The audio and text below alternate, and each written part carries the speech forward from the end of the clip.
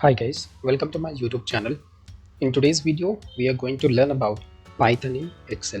So please watch this video till the end so that you can understand it completely. And if you have not subscribed my YouTube channel yet, please subscribe it. So let's get started.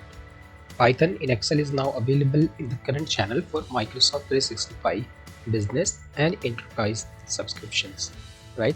So first, you need to make sure that you have the latest version of Excel installed by going to File, Account, Update Options, and then Update Now. After that, you need to click on Next, then open a new worksheet in Excel on desktop, and then you need to go to Formulas tab. After that, you need to click on Insert Python.